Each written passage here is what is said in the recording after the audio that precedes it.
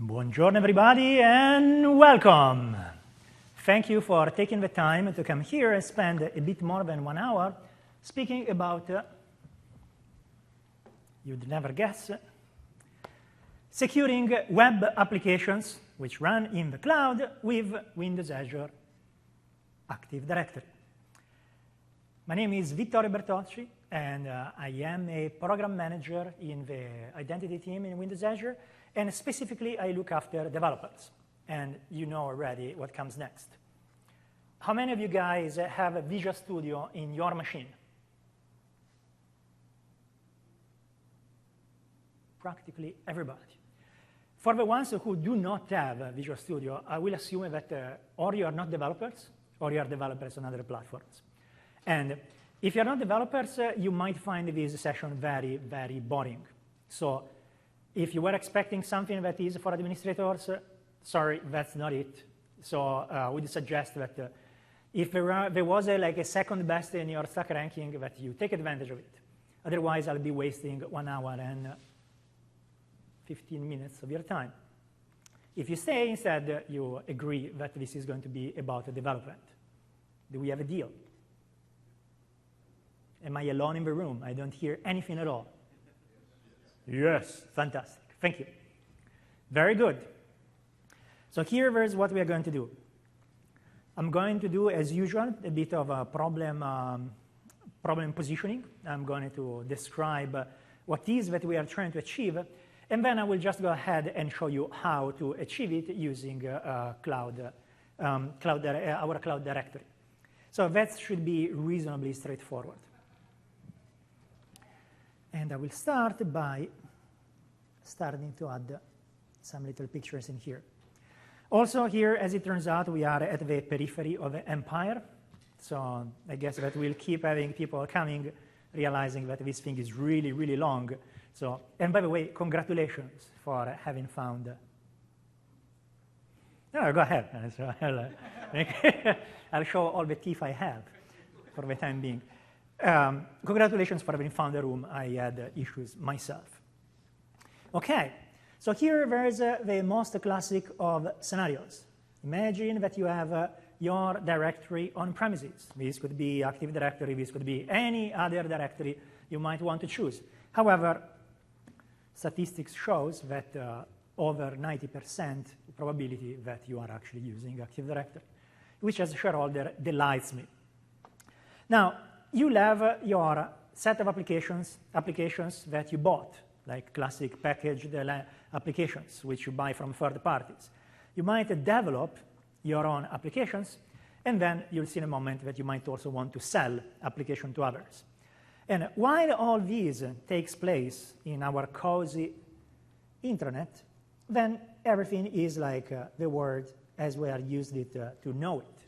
Because here you have the boundaries of your enterprise, and those boundaries are largely defined by your local network and by the fact that there is a software which ensures that everything everywhere always has a very solid identity. That's our good friend Kerberos. However, as the industry moves forward, now we start having some more options rather than just deploying things on your own internet. Now we have this idea of the cloud. And without getting all philosophical on you, the idea of the cloud is simply something which, I want to say, you're not concerned about the details about how this thing is implemented. You just know that it is a place which lives outside of your direct boundaries, and you can take advantage of that, typically for pure capabilities. Like you can go the way in which you just run virtual machines, like it's been common in the early years of the cloud, in which you just happen to run virtual machines on hardware which you don't know details about, and it's very far away and typically has no known boundaries, like for what you might know is as big as you want. In that case, you are still running your own machines because you'd have to patch them and similar. However, the idea of the cloud is that you can get pure capabilities. So that, for example, for the classic software as a service application, you buy access to that application. You really don't care about what hardware that thing is running on, and is not your concern because there is an ISV. So for what you know, the ISV might be running the VM as well. However, for your own line of business applications, which you develop, you know what's in the code, but when you send them to the cloud, you might not need to actually run a virtual machine. You might be just using the pure capability as a service of some cloud provider to run code on your behalf. And at that point, you still don't need to do things like patching the machines or doing a clustering software, all these kind of things, which is all fantastic. However, when you come to identity, there are a few things which somehow we lose the moment in which we leave our own infrastructure. And that thing typically is first, the ability of having everything automatically, implicitly authenticated all the time. Now that this line of business application is remote, is not known by your domain controller, and vice versa, this application does not recognize your domain controller. As a result, you can't rely on simply this app will automatically authenticate things. You'll have to do something about it. And typically this something entails configuring some middleware and raising the level of abstraction so that authentication takes place at a higher level. However, there is also another problem, which I will not explore in details, but I'd like to mention, which is typically those applications, if they are performing a business function, not only need to authenticate your existing user, like the user that comes in and signs in the application, but they typically need to gain insights about other identity-related information from your directory, such as, for example, the list of all your users. So a typical application in which you want to assign tasks to users. When a user comes in, they typically bring attributes, what we call claims, which describe themselves. But they really don't tell you anything about their colleagues or about things like who their reports are, who their managers are, which group they belong to, although for groups we could actually tell you. So the problem here is that once you take this application and you put it in the cloud, then there is the firewall. There are a number of measures that are designed to keep external applications out and away from your data, and all of a sudden, instead, you need to actually come back and query that. And that's one of the problems that you experience when you take your own applications, you put them to the cloud, or when you buy applications from others, which, in order to deliver their function, must have access to your directory. And here, in fact, we can do a nice role reversal, and for a moment, walk in the shoes of the vendor, the software vendor, which tries to sell applications to others. How many of you guys write applications to use in your own company? Almost everybody. How many of you write applications that are supposed to be used by external customers? Huh, interesting overlap. Fantastic, great. So what we talked about until now was largely build applications for your own application portfolio for your own company. Instead, now, you can just switch the table, and it's exactly the same. Like you're writing this application, you must know the list of employees, because somehow, I don't know, you're doing expense note, you're doing address book, internal dating, whatever thing you want to do, you must have access to that information. And today, access is achieved in, I would say, dare I say, fairly primitive and pretty, I would say, rough methods, such as putting a dump of your directory in an Excel file and sending it out once a week, once a day. And I don't need to tell you like the risks involved with that and the fact that it's not exactly, how to say, real time. So anyway, clearly there is a problem that needs to be solved here. And since we are talking about the development, I'm going to focus this session on those two guys. So somehow you might, how to say, imagine the perspective of the other role, because we'll do applications to be sold to others, and we'll see an example of somebody, how to say, on board, getting onboarded for this application. But I will focus specifically on development and those. And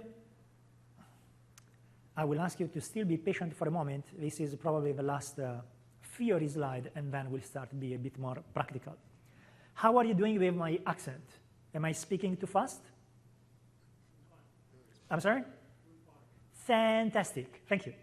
I've been trying to go with the up and down of Americans. And I come from a town in Italy where you always speak like this.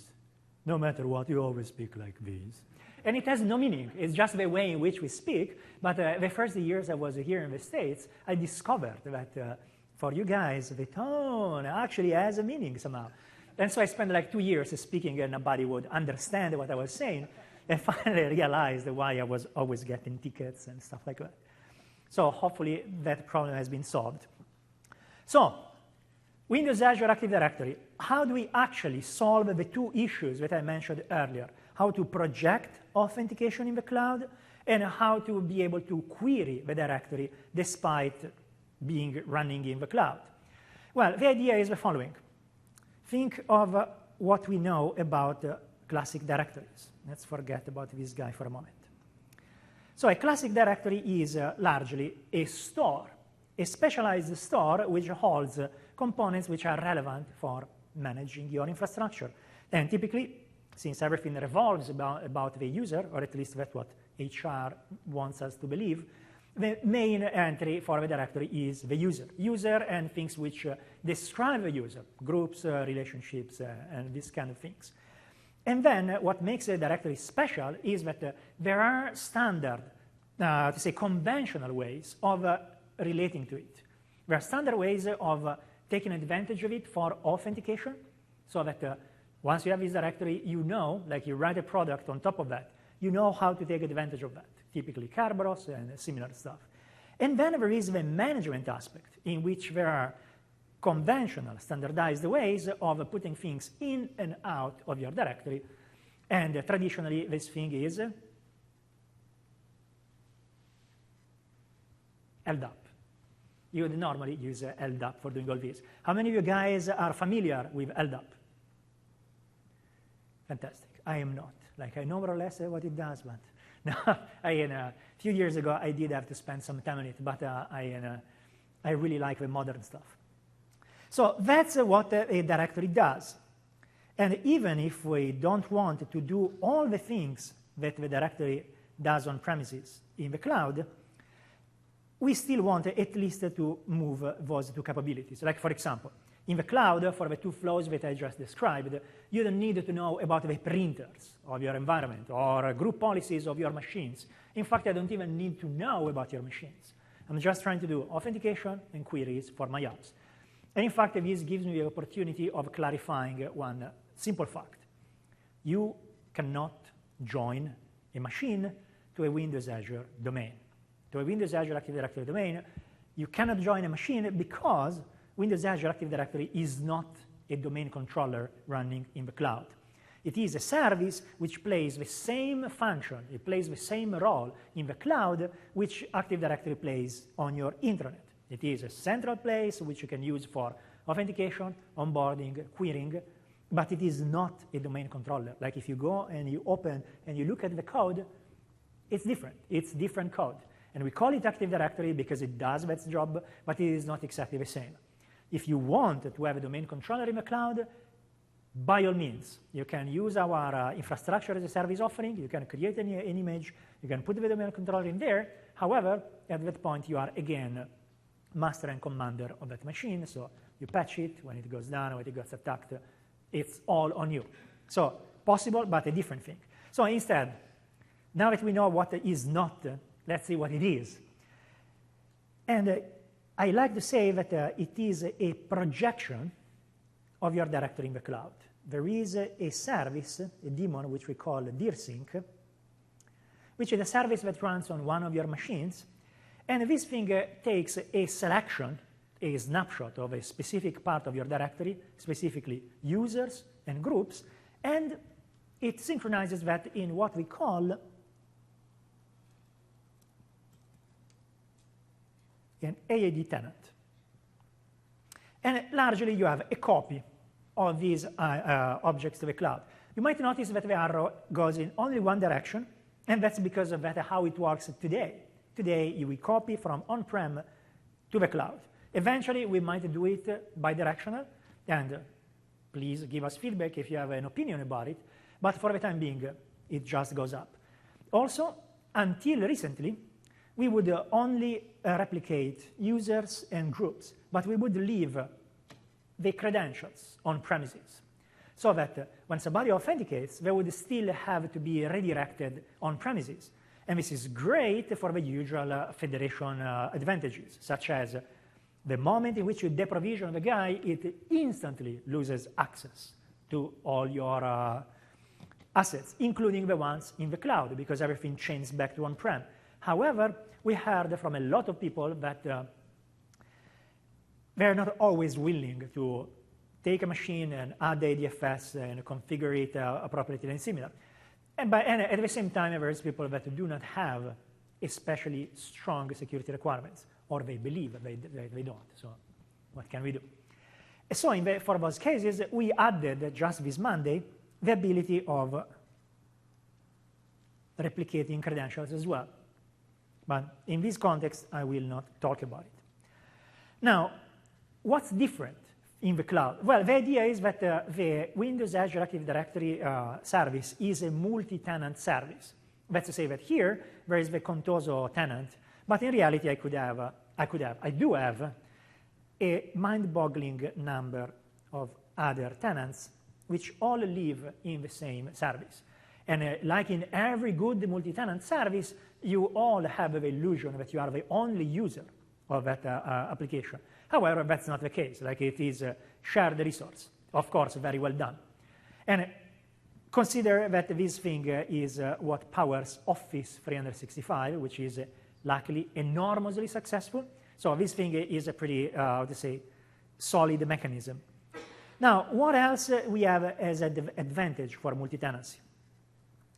On premises, the management and authentication functionalities are tied to your own instance. In this case, instead, those are provided in common by the infrastructure.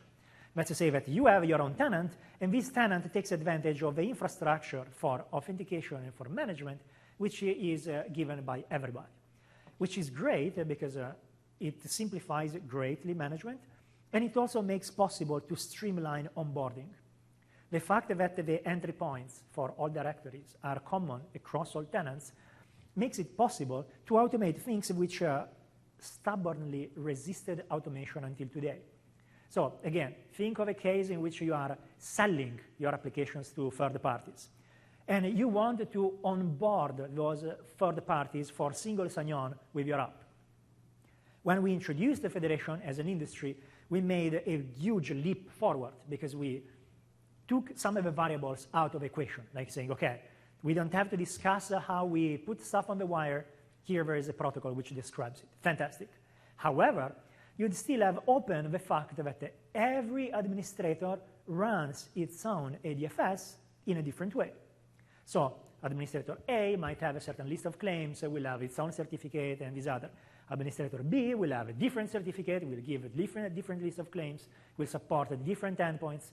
So you can't really standardize your sign-on for, your application for third parties. Now that instead we have standard ways of plugging in, your directory might be tied to the cloud projection in whatever way you want. Everybody might be slightly different. However, once it's projected, third parties that want to talk with that directory have it very easy because we have standard endpoints which always behave in the same way. In fact, you'll see that now, getting onboarded in a business application, it's as easy as allowing your friends to spam you with Farmville and stuff like that. You just go on a little page, this page authenticates you, and says, would you like this app to have access to your directory? You say yes, and that's it, you are in. So the bar for signing up is really now super low. Now, just a tad more details. For the management perspective, what we have is not held up because it would not work for the cloud. We have what we call the graph APIs, which is a set of REST APIs secured by OAuth, which are very easy to use, very flexible in terms of delegation. How many of you guys did you go to Ed Vu's graph API session? 1, 2, 3, 4, 5. Pretty awesome, right? I will not say anything anymore about the graph today. And then we have a portal, which happens to be a section of a Windows Azure management portal. How many of you guys use Windows Azure today? Let's hope that after this presentation, it will be all of you. Sure. So let me show you our fantastic Windows Azure portal. Now, traditionally, oops, I forgot to turn on zoom in. And now it works. Traditionally, Windows Azure started as a service which would be, accessed by consumer identities, specifically the authentication system formerly known as Live ID, now called the Microsoft account, which is very confusing in Microsoft, because when we talk to each other and we say, so what did you use for authenticating? By my Microsoft account. Do they care about your Microsoft account or your Microsoft account? I'm not sure. So, but for you guys, it should be pretty clear, let's say that unless you work for Microsoft account is the former Live ID. And this was when it started as an individual-based service. Now we opened it up to organizations. So as you can see, there is an initial part of the URL, and then there is the second part, which defines what we call the tenant. This is a tenant which I got a few months ago when I got a Office 365 trial. When you buy certain services, like Office 365, Windows Intune, and similar, you get an instance of Windows Azure Active Directory. And now that we introduced this capability in Windows Azure, I was able to sign up for a Windows Azure subscription using a user from that domain. And in fact, now, if I stop blabbering in a click, I get redirected to the cloud, the organizational sign-in page, which is different from a Live ID page. Here I just use the form filler because I'm a lousy typist. As you can see here, I'm using a user from that domain. And if I hit sign in and the Ethernet collaborates, I eventually get to my portal where I can do all my usual development tasks, and also I have this new area, Active Directory, from where I can do pretty much all the things you can think of for managing a directory. I can add users, I can add applications, I can do all sorts of interesting things, which I will do on the course of this presentation. So here, for example, I have a list of users. Here I have a list of many applications which I've been doing in the last few months. Here I could specify my specific domain if I don't like the onmicrosoft.com. All these kind of interesting things. So that's the way in which I authenticate. Now, for what concerns manage. For what concerns authentication, we have a nice selection of endpoints. Those endpoints are all designed to enable different scenarios. So, for example, the SAML protocol and the WS Federation endpoints are designed to enable web single sign-on. So that's what we are going to talk about today. The OAuth endpoints, which I discussed in yesterday's session, are instead for server-to-server authentication or native applications or delegated access from users passing through servers. And the metadata, we'll see in a moment what do they mean. So that's pretty much it. The entire trick in the end is we do this replica so that it's available in the cloud without you having to pierce the firewall.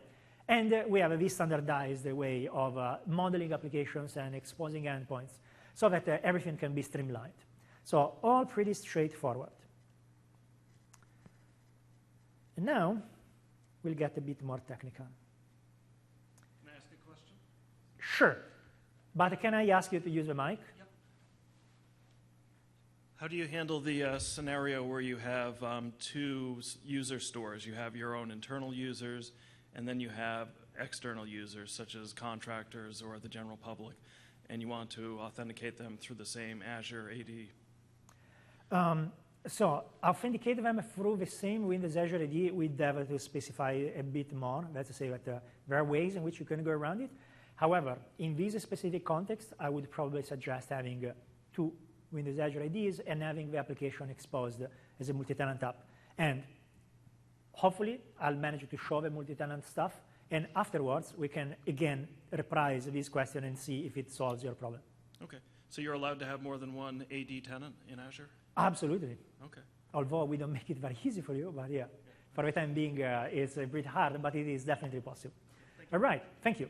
So, WS Federation, time for looking at the wire.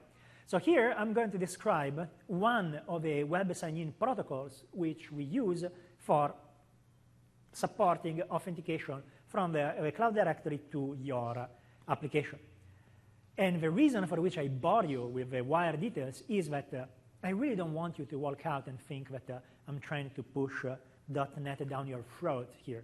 Like, I'm using .NET because that's what I know best, and that's because it gives a pretty, I like to think, very nice and smooth experience. However, in the process, it hides a lot of implementation details. So if you'd like to take what you learn here and try to apply it on other platforms or using other stacks, you'll need to know a bit more about what happens on the wire. The good news is that pretty much every major platform will provide a library, at least, which will decouple you from the wire details of WS Federation or any other protocol. So normally, you would not have to work at this level.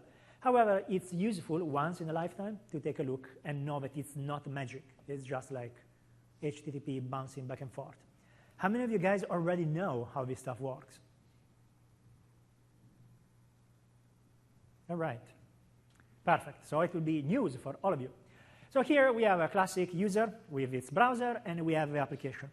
And we want to see what happens, what is the flow which moves us from an unauthenticated user to a user authenticated through Windows Azure AD. The first thing that we do is we do a classic get. We try to do a get of our resource. And the application will have some middleware, or if you are like really hardcore, it will be the application in itself, which will see that the user is not authenticated. And it will look up some kind of configuration for knowing who's responsible for authenticating the user and how. And we'll craft what we call a sign-in message. Sign-in message is a message for this authority which says, dear authority, here there is my identifier, I am application X, and I would like you to sign in the user that I'm sending to you.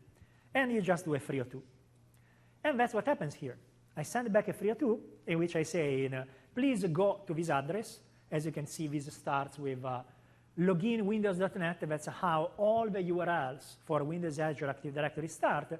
And then I have some of these little magic like parameters that are described by a protocol in which I say, I want this sign in, this is my realm, which basically means this is the identifier of my app, and similar. Now, some will have different syntactic sugar, but it will largely do equivalent things. They like to sign things, so it's more complicated. So now the browser, which is called passive for a reason, like the browser is the dumbest component you can think of. It can't do anything by itself. Receives HTML and renders it. And in this case, the HTML, actually the HTTP says, go to this address. And so it executes and just goes to this address. And now at this point, you are hitting the WS Federation sign-in endpoint. And now the authority will do whatever it deems necessary for understanding who the user is. So in the vast majority of cases, that would be showing a username and a password field. Or if you are handsomely sitting on your workstation, you are signed into your domain with your domain user, then this might be a completely silent element in which you get redirected to your ID, you get a token, you send this token in here, and then you're authenticated. But anyway, it doesn't matter the detail. What matters is that from now on, after this thing happens, your tenant is satisfied that the user authenticated. And so the result is that it crafts this special message which contains a form which contains various elements, including this W result, which includes a security token. The security token is something signed by Windows Azure AD, which certifies that that specific user authenticated and is actually coming from that specific tenant. And then there is a bit of JavaScript which induces the browser, once it receives this form, to post it right away to the address specified, which it obediently does. It does this post, and it contains all the various, let's say, all the things that we had in that form. Now, anybody very brave wants to guess what's going to be the code that we'll send back?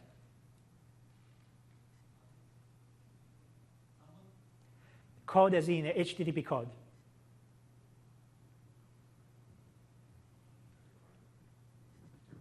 $200, thank you. That was the answer that I wanted, but it's not the right one. But you are like on the right track. Normally here, you'd expect that you got this token, and you liked it, and you say, all right, fantastic. Here's the resource, 200. However, when you get your token, you are actually doing so not because you just want this resource, at least in the web sign-in flows. If you'd be calling REST services, that would be the case. You'd just be getting 200. However, here, I want to use this token for starting a session so that next time I want a resource, which could be in the same page, maybe I'm asking for like images in the same page, I don't want to have to go through this dance again. So what happens is that now I will send back a 302 saying, yep, I found the thing that you are asking for, and this 302 will be on myself.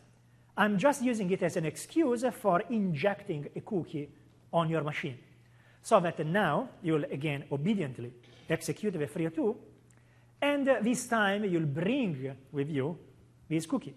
And as you can see, step 8 is exactly the same as step 1. The only difference is that now I have a cookie.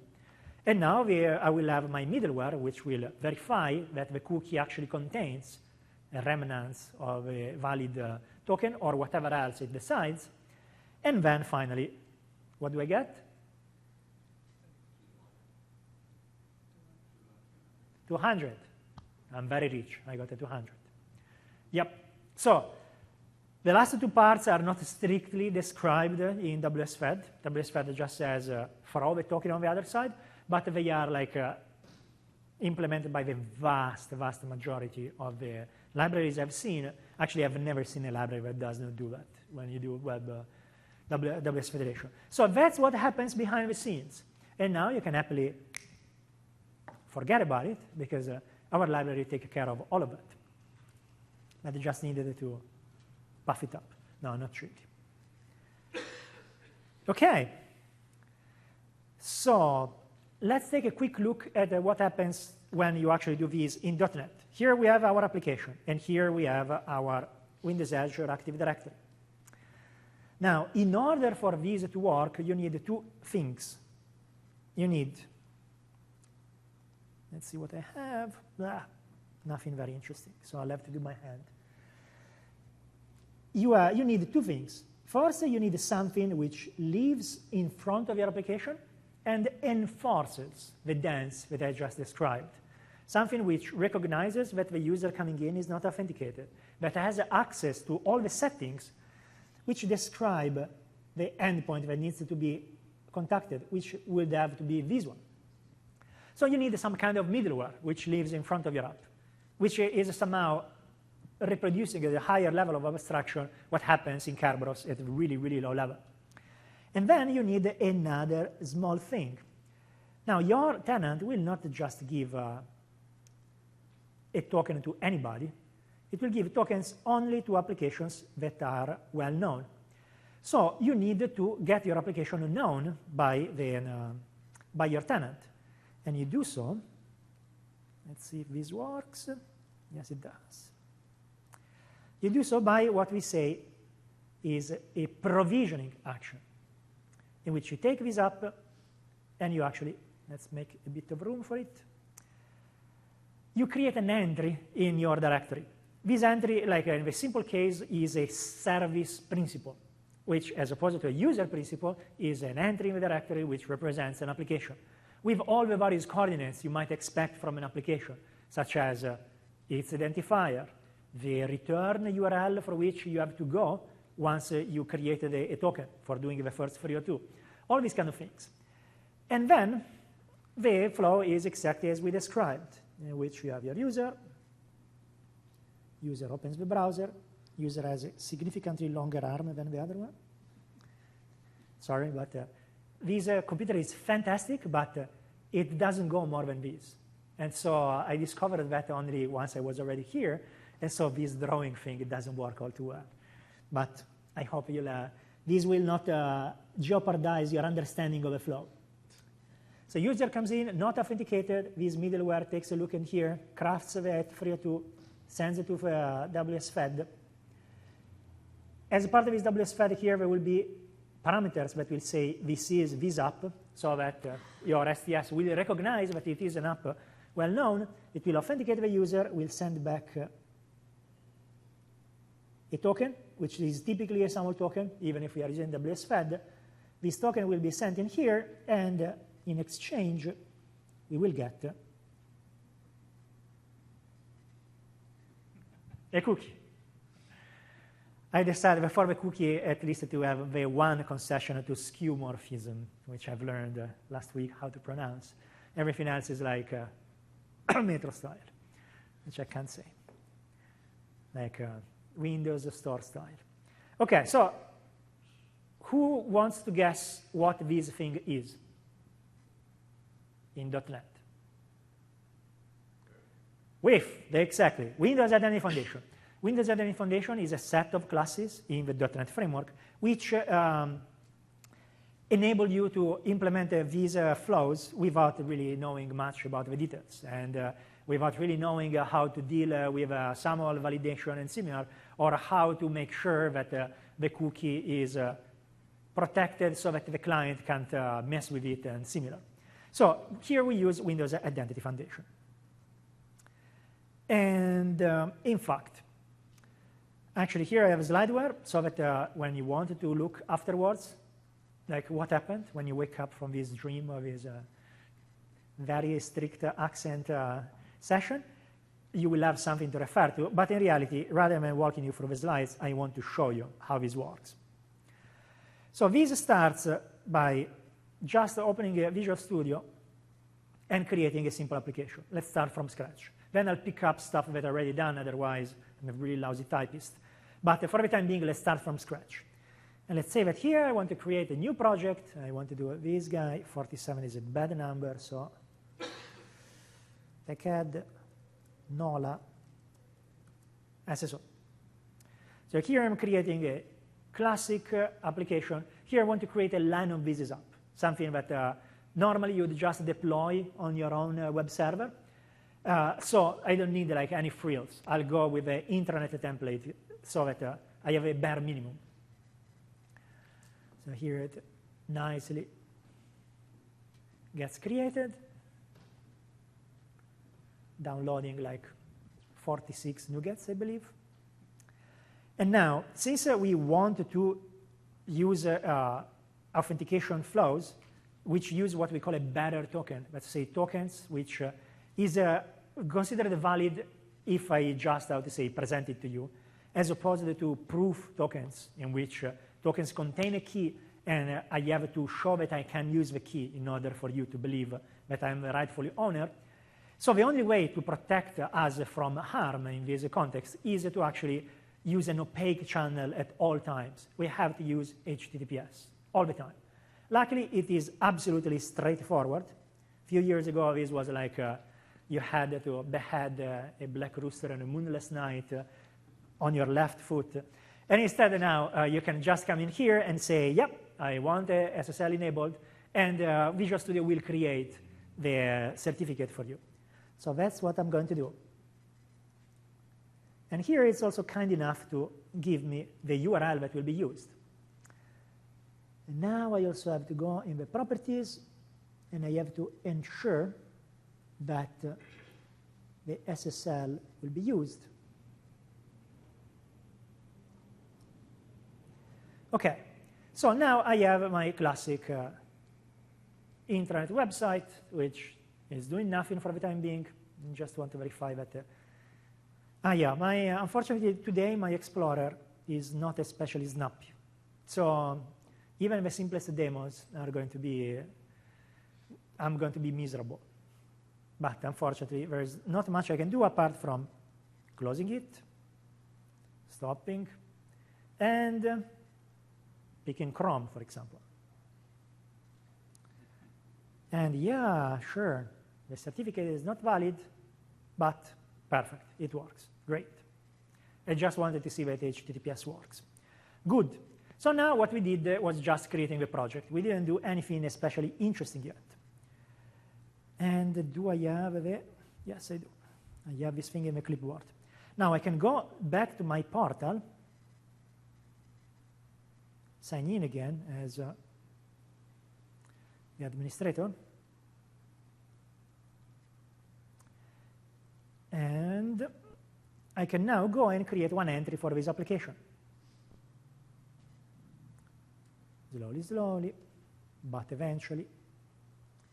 Here I have my Active Directory. I can select it. Then there is a section with applications, which I can eventually access. Here it is.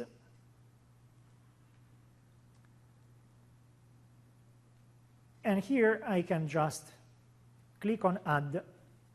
Like this is all standard Windows Azure UI paradigm. I click on Add, and here I'm walked through a very, very simple wizard in which I can give a name to this app. I can decide the level of access that this app will have in my own directory. Here I'm building my line of business application. So it's actually pretty straightforward. If I'd say I also want to have read access for doing queries, then what would happen is that my service principal would be placed in a group, the directory readers. In this case, I just care about single sign-on, so I will just create one entry. There will be one entry for my app. And here I have to provide, very important, the application URL, which is the URL I got from iOS Express. And here I have to provide a URI. Now, in this context, I can use any URI which is unique. A URI is just an identifier. It doesn't have to be a real address. It can be like HTTP, whatever, which I often do. However, we'll see that when you take your application from line of business and you promote it to be multi-tenant, so accessible from others, then we have extra constraints which prevent people from squatting. Like if here I would be able to write www.armani.com or any existing brand, any existing domain owned by somebody else, then clearly it will be a problem for third parties. So while this thing is internal, I can use whatever. When I promote it, I have to use something different. And in this context, no, it's a good idea to usually already use the correct form, which is a URI which contains your domain. In this case, that would be tryresearch.onmicrosoft.com, or if I registered my custom domain, mycustomdomain.com. However, I'm exceedingly lazy, so I'll leave it as is. And now that I clicked OK, this thing created now my entry. Created my entry, and now I could go back and edit it in my list. However, we give you a quick start in which there is a list of tasks that you might want to do right away, such as, for example, connect my application to this endpoint, which is in fact what we are going to do. Here, I copied the address of what we call a metadata endpoint. This is an endpoint which describes how the endpoint should be engaged. And this is not meant to be read by people. It's meant to be read by machines. And if you don't believe me, I'll give you a taste of it. How do you like it? It's clear, right?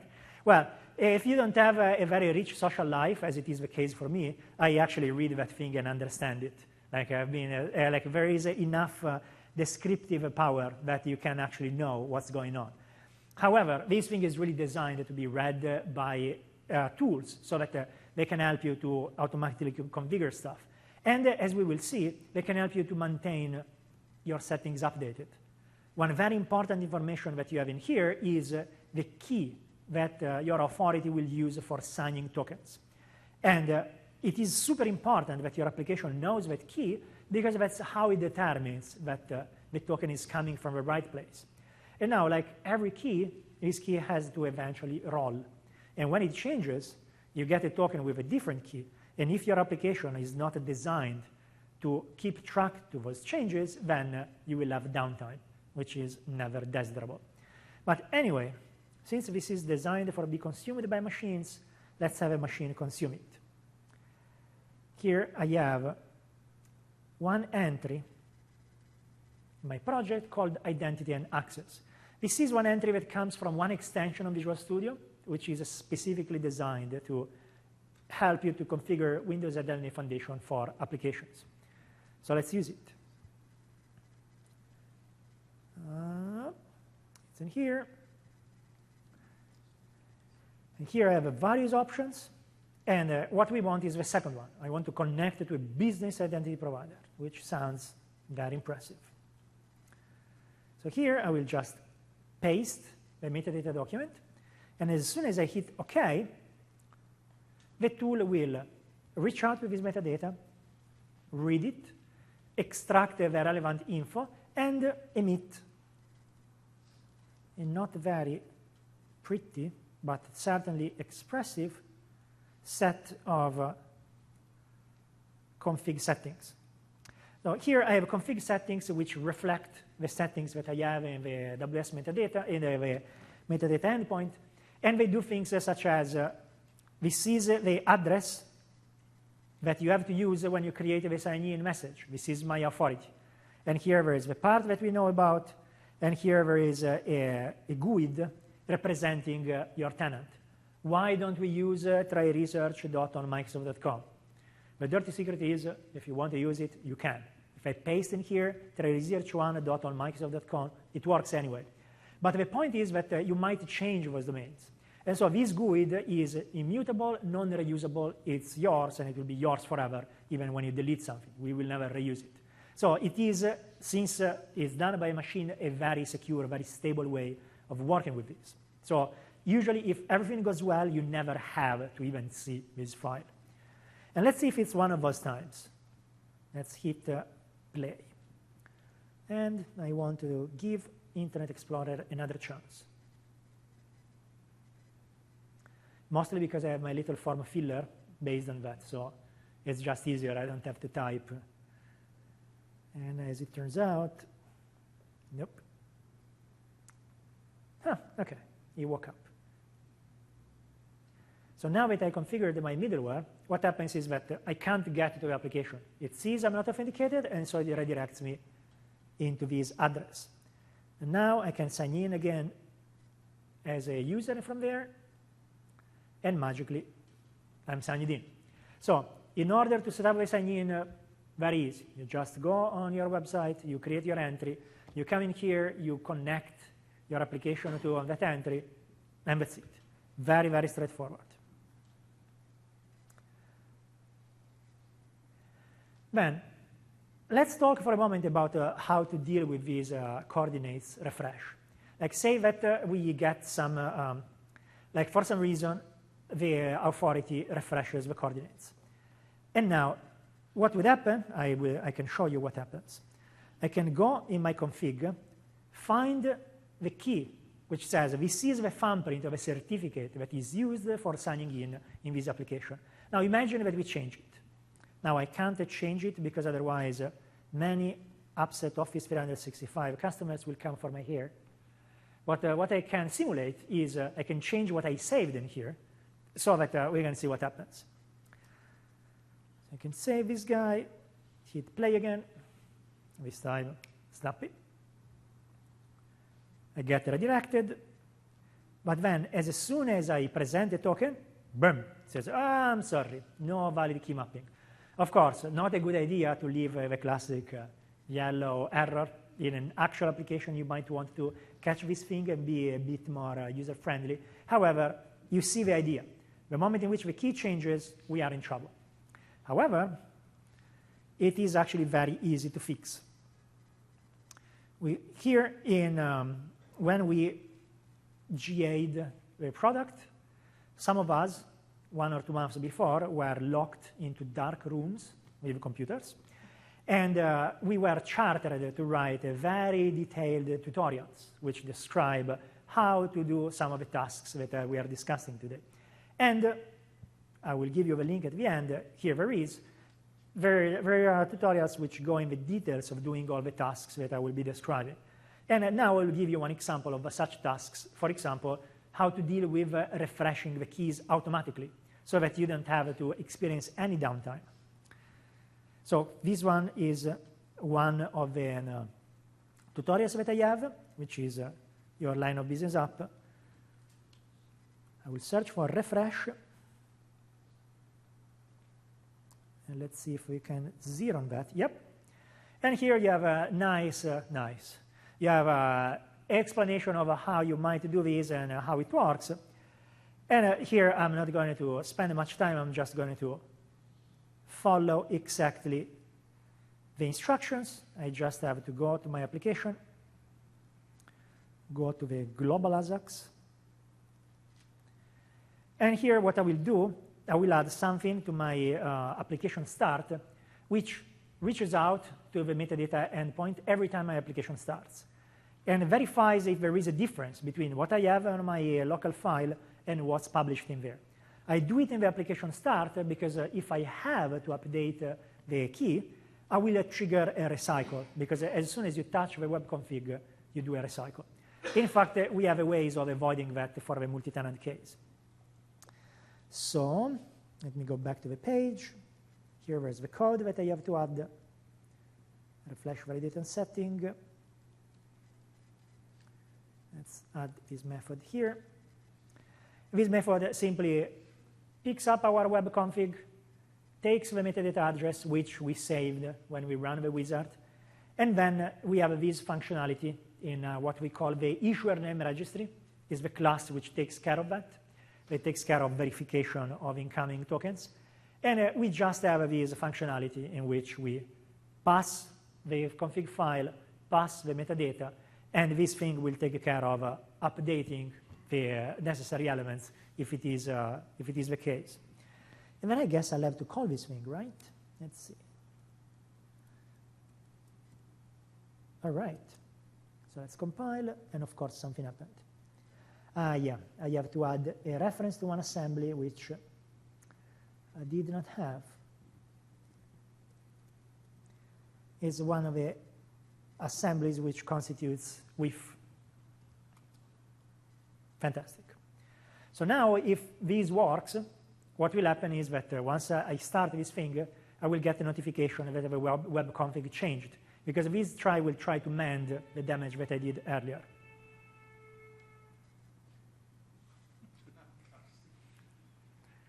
That's pretty worrying. So while our, yeah, so it's not Explorer, it's actually Visual Studio. Because if it would be Explorer, we'd already have gotten the message from our web config. Yes, we want to continue to the website. See, it says, hey, your web config has been changed. And now if I go and I sign in, then what I get is, once it's done with its own little validation and verification, yeah, the downside of JavaScript is that sometimes it will do things like these. I'm not sure exactly what it's doing, but I believe it's verifying that it does not have to forward me somewhere else. Never mind. Let's do this again. This is not the code. This is just my machine being weird. So don't think that it's the product. It's simply that somehow today Explorer woke up on the wrong side of the bed and decided to make my life interesting in the Chinese sense. You know the ancient curse, may your life be interesting. And in fact, you just ran it second time, and the application nicely healed itself. So this seems like a small thing, but it is really, really, really useful, because the less calls you receive at 4 a.m., the healthier you are. Okay, so this was something which I built from scratch for your viewing pleasure. From now on, I will use stuff that I built this morning. So for the sign out flow, here I might go in the details, but I will not bore you too much. Here the main point is that WS Federation defines a very nice set of sub-actions which are used for doing distributed sign out, in which what happens is that one application might have, well, I don't want to bore you because we don't have much time. But the point here is that you have seen in the sign in message that we use the WA equals sign in. There is also a possibility of using the sign out. And when you use the sign out, what happens is that the STS will propagate your sign out message so that if you sign it in to multiple applications using the same session, like without having to re-authenticate to your issuer, then this thing will make sure that you get signed out from everywhere. And this requires a bit of modifications in your app so that you can actually support this flow. So let's take a very quick look at what those modifications are. Learn pieces. So here there is an app which is exactly the same as the app that we have just seen. The only difference is that I added the sign out thing. And for adding the sign out, I just added a bit of code. How many of you guys are familiar with MVC? All right. For everybody else, I have to ask you a bit of fantasy. Unfortunately, I can't introduce everything. But what we have in here is like the UI aspect, which takes care of the greeting to the user, which you find on top of a window. And here we modified it so that when you are not signed in, it actually offers you, when you are signed in, it offers you a link that you can click on, which will trigger a sign out action. And then we have in our controllers a sign out controller, which simply reads from the configuration all the settings which describe your issuer and creates a sign out message just using our default APIs and then sends it out. And this is all boilerplate code. That's to say that if you go to that tutorial and you do cut and paste, you can happily do it. Like unless you want to do something fancy like, I don't know, deprovisioning stuff that you allocated during sign out, then you can take this code and apply it as is. And in fact, here we can just take a quick look.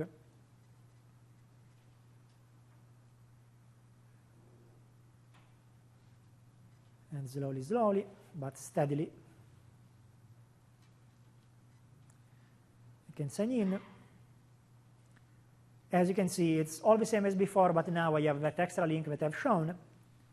If when I hit the sign out, what happens is that we send this message to the server, and now we are told that we are successfully signed out. So very straightforward, not very hard to do.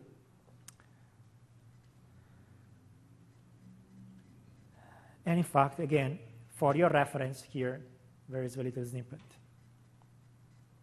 Now, let's talk for a moment about multi-tenant applications. Now, that's going to be a bit more involved.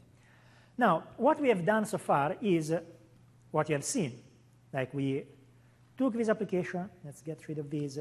We added in front of it some middleware, and we configured that to connect to this specific endpoint, like that endpoint for that tenant, Tray Research. And then we created one entry for that app in that directory. But as I often do, I lied to you. I didn't actually create just one entry. I created two entries. One entry is, you can think of it as an abstract class. Let me just change the color of this guy so that we can tell them from each other. Let's make a nice pink. So here I have the app, and here I have the service principal. Every application that you create through the portal has two entries. One entry, which we call the application object, you can think of it as an abstract class. It's a class which represents the generic characteristics of your application. So the ID that will be used for protocols, and that's pretty much it. Or like if you wanted to do other flows, like you might have credentials associated to that app. So that's like just a template that you can use for then generating the actual entry to the app, which is the service principal. And then it is the actual entry which represents the app in your tenant. And it is the service principal which, for example, is added to roles for directory readers and similar. So you have like these two aspects. And one easy way of visualizing this is to use one utility which we offer as part of, don't tell me that Explorer is hung up. Yes, it is. Please come back to me, Explorer. I need you. No? Never mind. I'll use Chrome. There is a utility which we call the Graph Explorer, which is something that you can use for easily. Come on. It must be like .NET instead of .com. Let's see if we can start another process. Yes.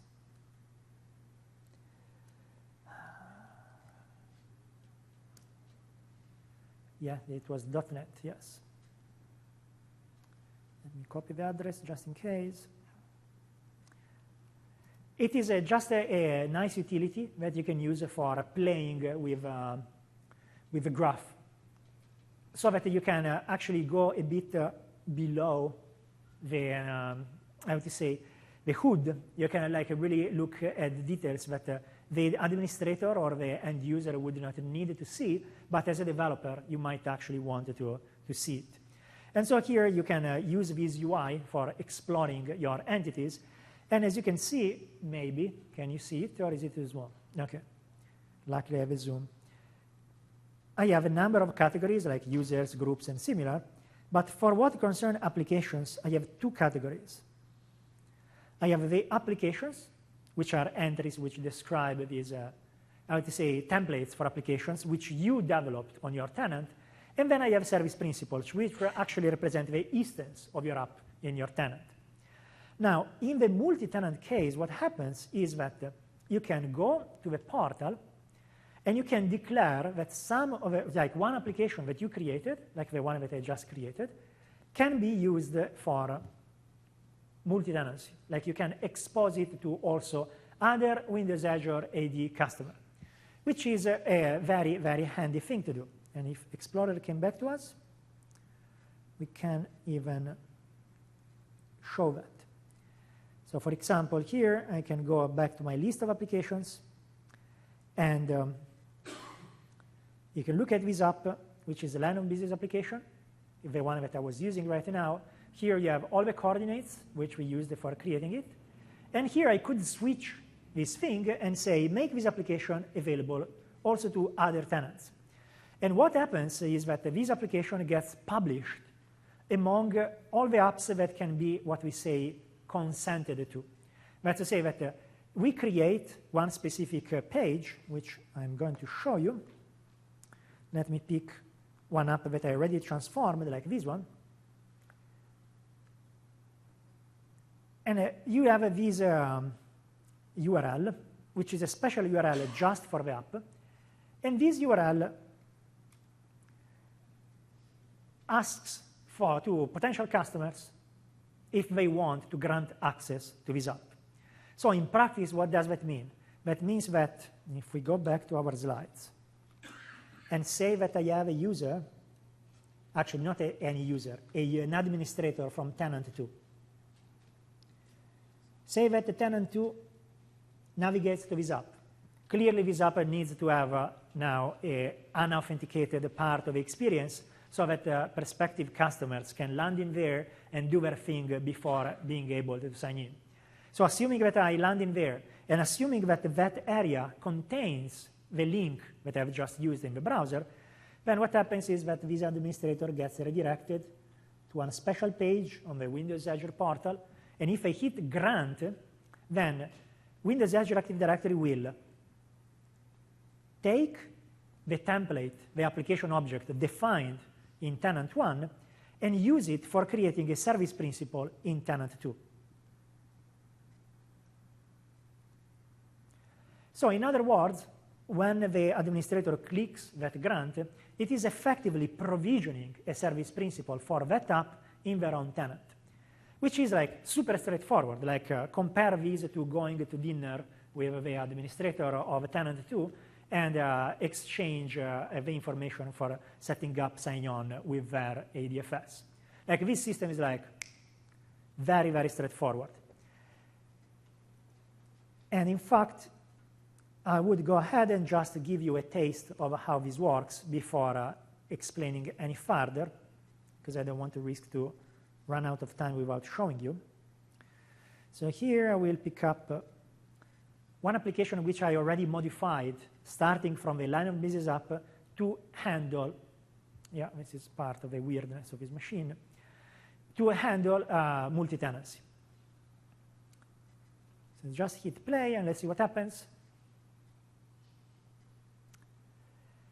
Here I more or less have the same experience, but as you can see, I was not upfront authenticated. I have now this area which I can use. And if I click sign up, then I am asked to sign in as an administrator. Now, I could play it safe. I should probably play it safe and sign in as a user from my tenant, because you can consent to one app as many times as you want. It's an idempotent flow. However, I feel like I want to live dangerously. And so now, why am I doing this? And now I'm going to actually sign in with a user from a completely different tenant, which never had access to this application. And then what happens is that I will be given this consent in which it will tell me, would you like to give to this application access to your directory, which means creating that endpoint, creating that service principal for me. And once I will click grant access, that will happen. And then my application is designed to receive the message back saying, yes, the user consented, and to sign in the user right away. Now, here there is the element of risk in which, depending on how much traffic there is, the operation might not be instantaneous. Like it might take a few seconds for the application to be provisioned. And if that's the case, then my sign-in will fail, because it will say, you are not a user of this app. However, if instead there is a normal load, then I will be signed in right away. I will sign up and sign in a single movement. So let's see what happens. And in any case, in the actual process, you would not have this problem, because typically this would be only one of the many steps as a part of your onboarding. And so as a result, you would normally not have this issue of like just a few seconds. Is that here I'm doing everything at the same time, and so I have to say I'm vulnerable to this. Sometimes it takes a bit to actually do it. This might be one of those times, because hey, from stage somehow electrons are slower. Come on, be a good browser.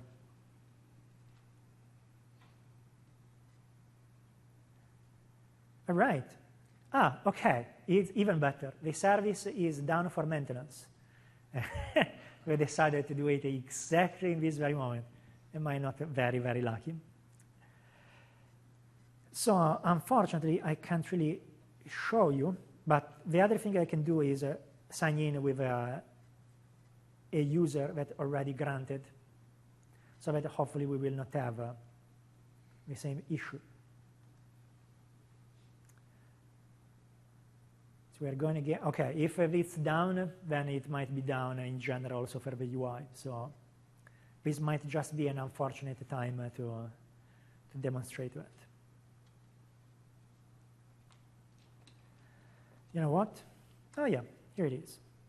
So if I sign in with this user, which I used earlier,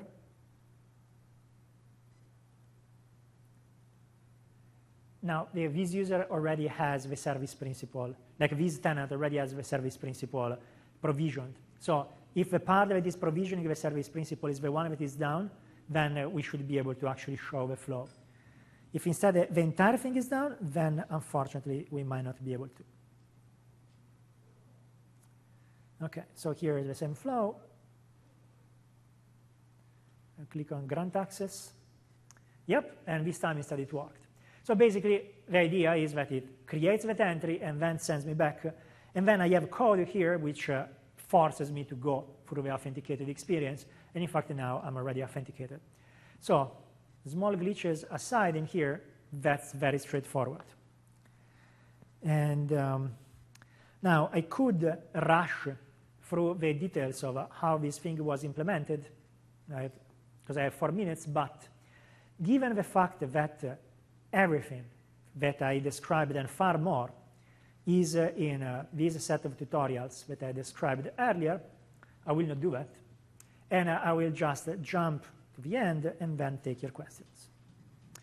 And here the idea is that hopefully you have seen that if what you are targeting are cloud-based workloads, if you want to write applications in the cloud which do business functions, such as organizational authentication and query to the graph and access to the directory, then you have all the pieces that you need for doing so. And on that note, thank you. So we have 2.5 minutes for questions. Then I can briefly also stay longer if you want, but then I'll have a plane to catch. So I will be time boxed by 15 minutes.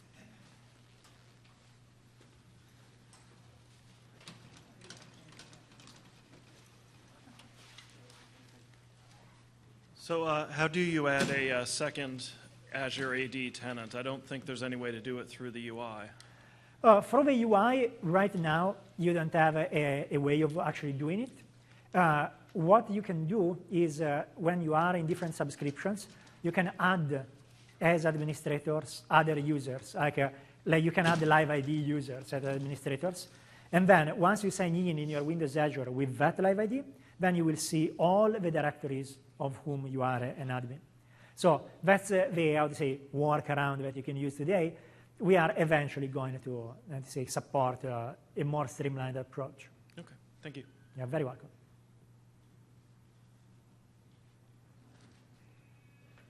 All right.